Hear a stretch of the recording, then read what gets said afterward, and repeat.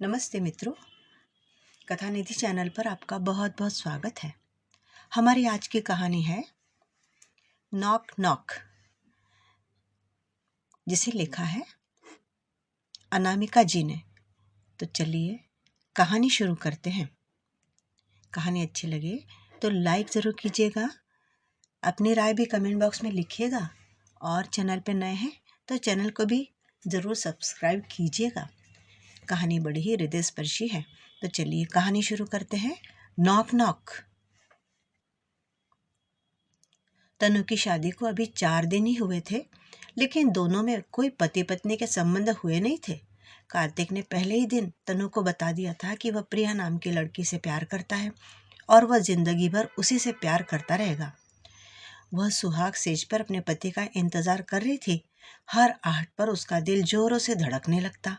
वह आने वाले सुखी दाम्पत्य जीवन के बारे में सोच रही थी। कार्तिक को कमरे में आता देखकर उसका दिल जोर से धड़कने लगा। उसने झट से अपना चेहरा घूंघट में छुपा लिया। उसने सोचा था कि कार्तिक उसके सामने बैठकर घूंघट उठाएगा, उसकी खूबसूरती की तारीफ करेगा, कुछ उसके बारे में पूछेगा, कुछ अपने बारे में बताएगा भी। लेकिन कार्तिक ने कमरे में आते ही बड़ी ही बेरुखी से कहा, मुझसे कोई आस मत लगाना। मेरे जीवन में कोई और है जिसे मैं बहुत चाहता हूँ। तुम चाहो तो अपने घर वापस जा सकती हो, मैं तुम्हें खर्चा देता रहूँगा। कार्तिक ने तो अपने मन की बात तनु से कह डाली। उसके मन में एक बार भी ये ख्याल नहीं आया कि जिसे मैं जीवन साथी बनाकर लाया हूँ, मेरे साफे से जिसके पल्लू की गांठ बंधी है, उसके लिए भी तो मेरे कुछ कर्तव्य हैं। पति के इस कथन से तनु के सारे सपने एक ही पल में टूट गए। खर्चे देने की बात सुनकर तनु को समझ आ गया कि कार्तिक शादी के बंधन से छुटकारा पाना चाहता है और वह इसके लिए किसी भी हद तक जा सकता है। अचानक ही तनु की जिंदगी में ये कैसा तूफान आ गया था। उसके सारे सपने टूटकर चकनाचूर हो चुके थे। उसने अपना घूंघट उठाया और कार्तिक से कहा, क्या आप मेरी एक बात मानेंगे? कार्तिक ने बिना उसकी तरफ देखे कहा, मुझे मालूम है अब तुम रोना धोना करोगी कि तुमने मुझसे शादी ही क्यों की, मेरा जीवन क्यों बर्बाद कर दिया। तुम कुछ पूछो, इससे पहले मैं तुम्हें बता देता हूँ कि मैं तुम्हें अपनी पत्नी कभी स्वीकार नहीं करूँगा। मैं कभी तुम्हें अपनी पत्नी का दर्जा नहीं दे सकूँगा। मैंने शादी माता पिता के दबाव में आकर की है। बिरादरी, जात पात, इन सब दकियानूसी बातों के कारण मेरी प्रिया से शादी नहीं हुई है। माता पिता ने आत्महत्या करने की धमकी दे दी थी और तुमसे जबरदस्ती मेरी शादी करवा दी। मैं कभी तुम्हारी ओर देखूंगा भी नहीं, समझी? उन्हें क्या लगता है शादी कराकर प्रिया से वे मुझे दूर कर देंगे? मुझे प्रिया से कोई दूर नहीं कर सकता, तुम भी नहीं और भगवान भी नहीं। तनु बोली, मैं आपसे सिर्फ इतना कहना चाहती थी कि मेरे माता पिता ने अपने जीवन भर की कमाई लगाकर मेरी शादी करवाई है। मेरी छोटी बहन अभी पढ़ रही है। मैं नहीं चाहती कि मेरे कारण मेरे माता पिता दुखी हो। तो क्या आप कुछ समय तक मेरे और मेरे परिवार के सामने मुझे पत्नी का झूठा दर्जा दे सकते हैं? बस इतना ही। मेरे माता पिता सच्चाई जानकर जी नहीं पाएंगे। कार्तिक बिना बोले करवट लेकर आंखें मूंद कर पड़ा रहा। तनु भारतीय संस्कृति में पली बढ़ी, जहाँ शादी को विशेष दर्जा दिया जाता है। एक बार शादी के बंधन में बंध गए तो रिश्ता 7 जन्म तक नहीं छूटता। तो यूँ तो तनु नए ज़माने की पढ़ी लिखी लड़की है, चाहती तो इस रिश्ते से तुरंत ही आज़ाद हो सकती थी, लेकिन वह मध्यम वर्गीय परिवार से थी। उसके माता पिता की जीवन भर की पूंजी उसकी शादी में लग चुकी थी। यही कारण था कि वह किसी भी हाल में अपनी शादी को बचाना चाहती थी। उसने सोचा कि कार्तिक जैसा कहेगा वह वही करेगी। इस तरह धीरे धीरे पति का प्यार पा लेगी। दिन गुजर रहे थे, पर कार्तिक ने तनु की तरफ आंख उठाकर भी नहीं देखा। कई बार तनु कार्तिक से बात करने की कोशिश करती, पर उसकी सारी कोशिश व्यर्थ जा रही थी। कार्तिक जितना बेरुखी से बात करता था, तनु का प्रेम उसके लिए बढ़ता ही जा रहा था। कार्तिक के बिना तनु के लिए दिन पहाड़ और रातें काली बला की तरह लग रही थी। तनु को विश्वास था कि वह कार्तिक को एक दिन जरूर पा लेगी। वह अपने सास ससुर का भी ख्याल रखती थी। कई बार सास तनु को उदास देखकर पूछ लिया करती थी कि कार्तिक का व्यवहार उसके प्रति कैसा है, दोनों में सब ठीक तो चल रहा है ना। सास का प्रश्न सुनकर तनु आंखें झुका लिया करती और सिर्फ गर्दन हिलाकर हाँ में जवाब दे देती। उसकी माँ को संदेह हो रहा था, लेकिन संकोच से वो कभी खुलकर बात नहीं कर पाई। इसी तरह शादी के 6 महीने बीत गए। कार्तिक तो अपने प्यार के पास था, इसलिए उसे किसी और के दुख का एहसास भी नहीं हुआ। लेकिन तनु अपने पति के प्यार को पाने के लिए तड़प रही थी। उसकी हर कोशिश नाकाम होती जा रही थी। तनु का साथ व्यवहार उसे मनमानी करने के लिए और बढ़ावा दे रहा था। अब वह काम की अधिकता का बहाना करके रात को भी घर से बाहर रहने लगा था। कार्तिक के दिन रात बाहर रहने के कारण तनु परेशान हो गई थी। उसे लगा कि सास ससुर से अब बात करनी होगी, कहीं वह किसी गलत रास्ते में तो नहीं जा रहा है। हो सकता है कि वह लड़की ठीक ना हो। यही सोचकर उसके माता पिता ने उसकी शादी को हामी न भरी होगी। ये सारे विचार करके एक दिन तनु ने अपने सास ससुर के साथ बात करने का निश्चय कर लिया। उसने संकोच करते हुए अपनी सास से कहा, माँ जी, मैं आपसे कुछ बात करना चाहती हूँ। हाँ बेटी, बोलना तनु। माँ जी, हमारी शादी को 6 महीने हो गए हैं, लेकिन यह मुझसे बात तक नहीं करते। हमारे बीच पति पत्नी वाले कोई संबंध नहीं है। मैंने आपके बेटे के साथ बात करने की बड़ी कोशिश की, लेकिन वो तो मेरी तरफ नजर उठाकर भी नहीं देखते।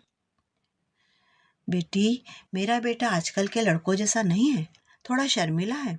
थोड़ा वक्त दो उसे, सब ठीक हो जाएगा।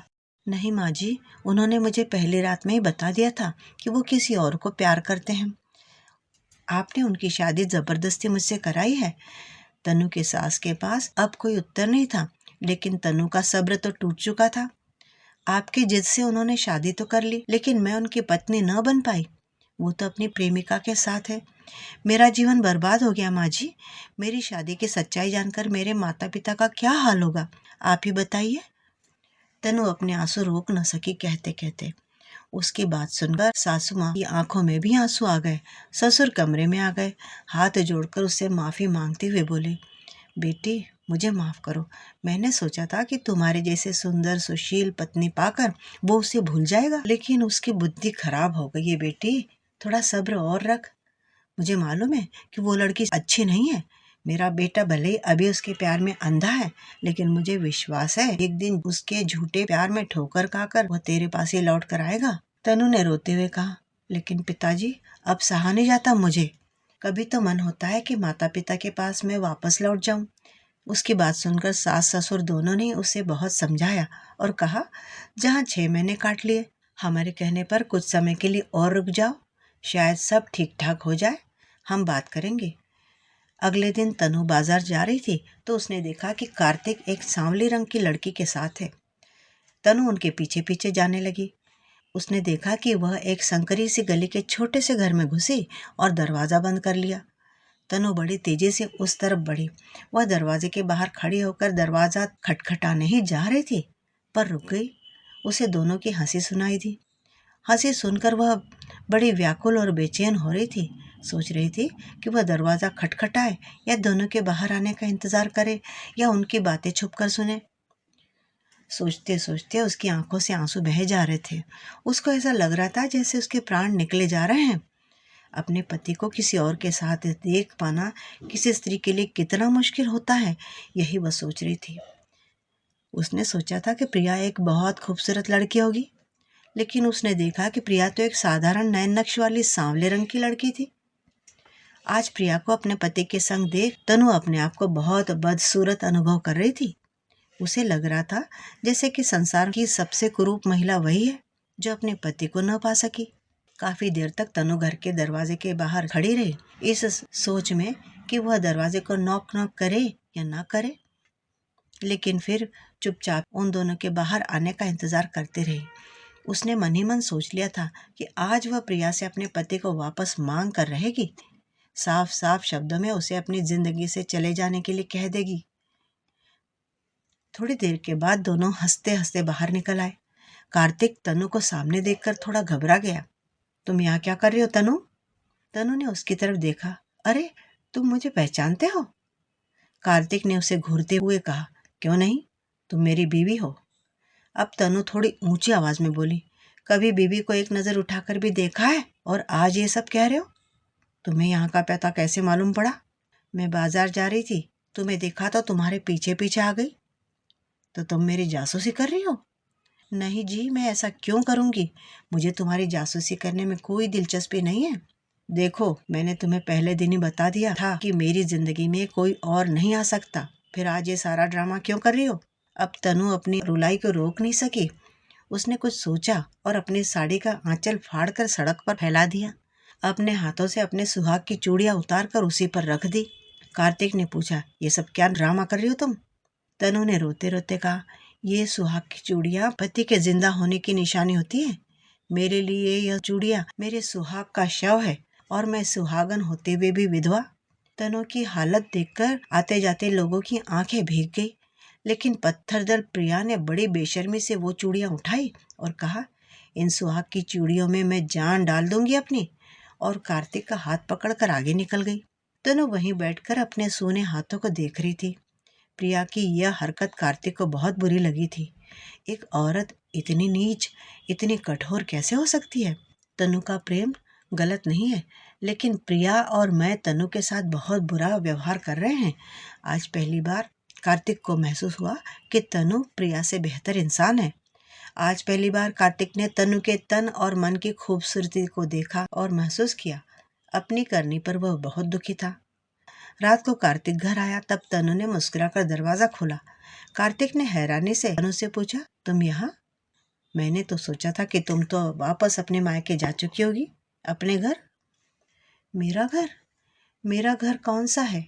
माँ बाप के घर से जब आपने मुझे अपने पल्लू से बांध कर यहाँ डोली में बिठा कर ले आए तो वह घर तो उसी दिन पराया हो गया। सोचा कि अब तुम्हारा घर ही मेरा घर है, लेकिन अफसोस ये घर भी मेरा नहीं है।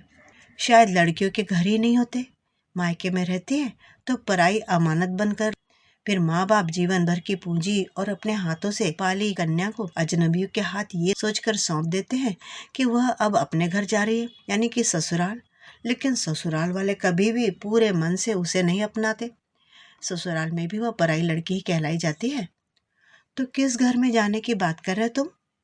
मेरे लिए तो घर दोनों ही पराए हैं, मायका भी नहीं और ससुराल भी नहीं। मेरा तो कोई घर नहीं। कार्तिक उसकी बात सुनकर चुपचाप अपने कमरे में चला गया। बिस्तर पर लेटे लेटे वह तनु के बारे में सोचने लगा। उसे पहली बार एहसास हुआ कि स्त्रियों का जीवन बहुत ही कठिन है। तनु बिल्कुल सही तो कह रही है। जिस घर में वह पैदा हुई वह घर उसके लिए पराया। मेरे जैसे जीवन साथी के साथ अपने घर के सपने संजोकर आई, लेकिन यह घर भी मैं उसे नहीं दे सका। उसका कसूर क्या है? खोट तो मुझ में है। माता पिता के जिद से हार कर तनु से शादी की, उसका जीवन नष्ट हो गया। तनु ने तो बेटी का, बहू का और पत्नी का फर्ज ईमानदारी से निभाया और मैं न अच्छा बेटा बना और न अच्छा पति ही बन सका। अब इन सब में मेरी ही गलती है। लेकिन प्रिया का व्यवहार तनु के प्रति अच्छा नहीं था। तनु में कितनी करुणा थी, लेकिन प्रिया का व्यवहार इतना रूखा।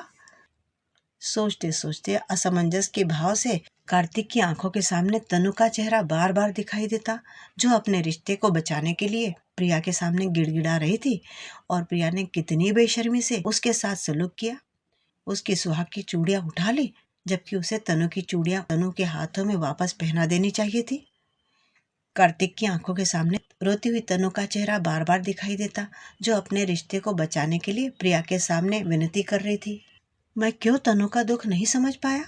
मैंने उसके साथ अच्छा व्यवहार नहीं किया, लेकिन तनु आज भी दोनों घरों की इज्जत बचाने के लिए मेरे साथ रहने को तैयार है। तनु की जगह अगर प्रिया होती तो वो कभी सहन न करती। प्रिया और तनु दोनों आज की आधुनिक महिला है, लेकिन एक रिश्ते की कदर करती है और दूसरी, उसके रिश्ते तो स्वार्थ से जुड़े हुए हैं। मैं प्रेम में अंधा हो चुका हूँ, तभी तो अपनी पत्नी के निस्वार्थ प्रेम को नहीं समझ पाया। लेकिन अब मैं जान चुका हूँ, तनु से बेहतर जीवन साथी कोई नहीं हो सकता। सोच सोच में ही कार्तिक रात भर जागता रहा और तनु के बारे में विचार करता रहा। फिर न जाने कब सुबह सुबह उसकी आंख लगी। वह देर से उठा और अपने कमरे से बाहर आया तो उसे तनु कहीं दिखाई नहीं दे रही थी। उसने अपनी माँ से पूछा, तनु कहाँ है माँ? माँ गुस्सा दिखाते हुए बोली, मैंने रात तुम्हारी सारी बातें सुन ली थी और जब मुझे सारी बात पता चली तो मुझे तनु के लिए बेहद दुख हुआ। आज की आधुनिक स्त्री जो छोटी छोटी बातों पर ससुराल छोड़कर मायके चली जाती है, वही जिसके पति ने पहले रात ही उसे ठुकरा दिया, उसके बावजूद अपने माता पिता की इज्जत बचाने के लिए तुम्हारे साथ रिश्ता निभा रही थी। वह हीरा थी, हीरा।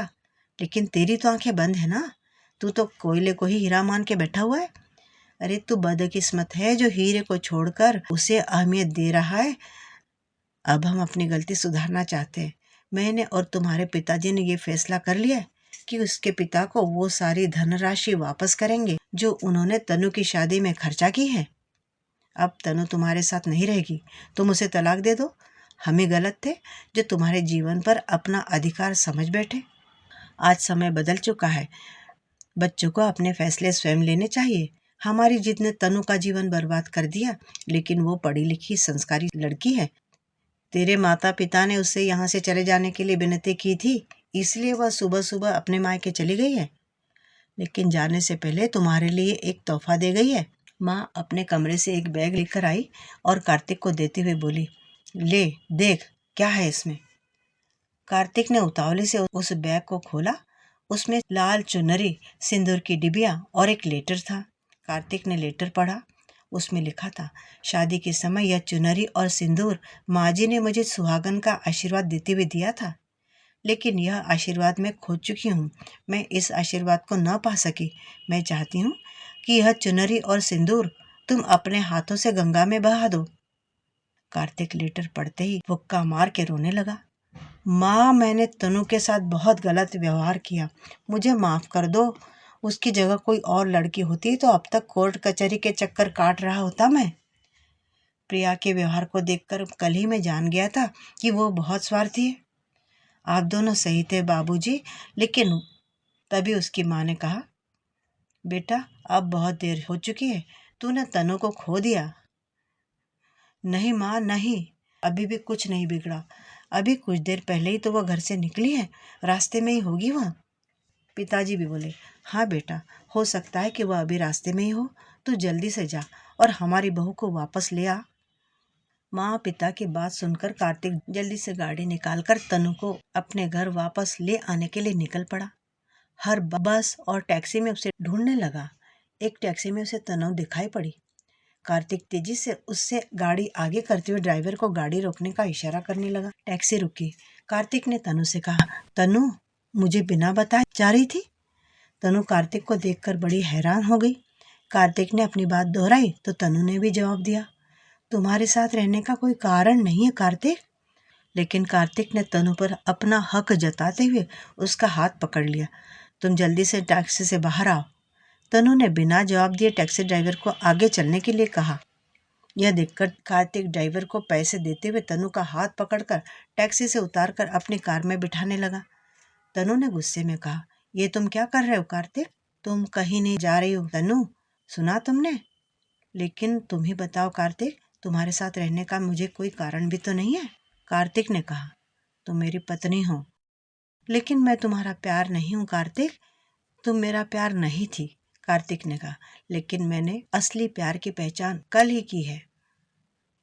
प्रिया जैसी लड़की कभी किसी से प्यार नहीं कर सकती। शादी के बाद भी उससे रिश्ता रखना मेरी बहुत बड़ी गलती थी, बल्कि अपराध मानता हूँ मैं पति धर्म भूल गया था। मुझे माफ कर दो तनु। कार्तिक तनु से माफी मांगने लगा। तुमसे अच्छा जीवन साथी मुझे नहीं मिल सकता तनु। तुम्हारे साथ मैंने कितना बुरा व्यवहार किया, लेकिन तुम्हारे चेहरे पर हमेशा हंसी रही। तुमने सुहाग की चिड़ियों को जब सुहाग का शव कहा तो मेरी आत्मा ने मुझे धिक्कार दिया। मुझे अपनी गलती का तभी एहसास हो गया था। मुझे माफ कर दो तनु। कहते हुए उसने गाड़ी प्रिया के घर की तरफ मोड़ ली। तनु ने कहा, यह रास्ता अपने घर का तो नहीं है? हाँ, लेकिन मैं प्रिया के घर जा रहा हूँ। क्यों? प्रिया के घर क्यों जा रहे हो? जब तुमने मुझे अभी अपने घर ले चलने की बात की है तो क्यों उसके यहाँ जा रहे हो? इसलिए जा रहा हूँ कि तुम्हारी सुहाग की चूड़ियाँ उससे वापस लेनी है ना। कार्तिक की बात सुनकर तनु की आंखों में खुशी के आंसू झिलमिलाने लगे, क्योंकि आज उसने अपने सुहाग को पा लिया। कार्तिक सुहाग की चूड़ियाँ लेने के लिए प्रिया के घर पहुंचा। अंदर से हंसी की आवाज आ रही थी। कार्तिक अंदर जाने लगा, लेकिन बातों में अपना नाम सुनकर वह वहीं रुक गया। उन लोगों की बातों से लग रहा था जैसे कोई अंदर उसके खिलाफ साजिश रची जा रही थी, इसलिए बाहर की तरफ लगी खिड़की से अंदर झांकने लगा। उसने देखा प्रिया अपने माता पिता और भाई बहन के साथ बैठी थी। सामने मेज पर तनु के सुहाग की कांच की चूड़ियां रखी थी। प्रिया की माँ हाथ में तनु के सोने के कंगन और सोने की चूड़ियां उठाते हुए बोली, समय तो लगा लेकिन माल तो हाथ लग गया। प्रिया ने कहा, वह तनु बेवकूफ लड़की कांच की चूड़ी के साथ साथ ये सोने के कंगन और सोने की चूड़ियां तक उतार के दे गई। दीदी तूने देखा नहीं कैसे रो रो कर वो मुझसे सुहाग की मांग कर रही थी। मुझे तो उस पर ऐसी हंसी आ रही थी कि क्या बताऊं। पता नहीं लोग क्यों इतने इमोशनल होते हैं। उसकी बहन ने कहा, अगर लोग इमोशनल ना होते तो हमारा धंधा कैसे चलता। प्रिया, कार्तिक भी तो इमोशनल है, तभी तो हम उससे पैसा निकलवा पाते हैं, कभी मेरी बीमारी के नाम से तो कभी किराए के लिए। और क्या, बस उसके सामने थोड़ा सा दुखी होकर दिखा और उसकी जेब से पैसा निकलवा लो। प्रिया की बात सुनकर कार्तिक मन ही मन बहुत दुखी और पछता रहा था और घर में प्रिया और उसके परिवार वाले कार्तिक पर हंस रहे थे।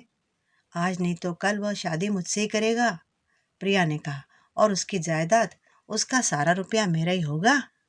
उसकी बात सुनकर अब तो परिवार के सभी लोग ठठाकर हंसने लगे। सोफे पर बैठा हुआ अधेड़ उम्र का व्यक्ति बोला, पर इस बार समय बहुत लगा दिया प्रिया तूने।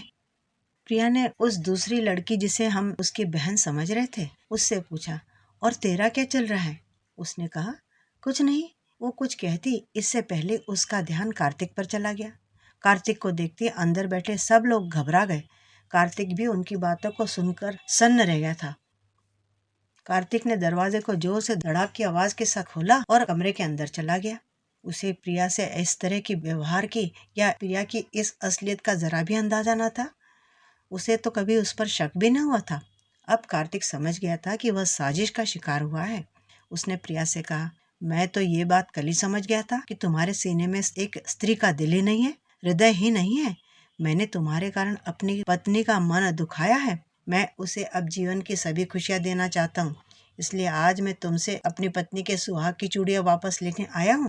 लेकिन मैंने सारी बातें तुम्हारी सुन ली। मैं तुम्हें अपने हृदय से चाहता था।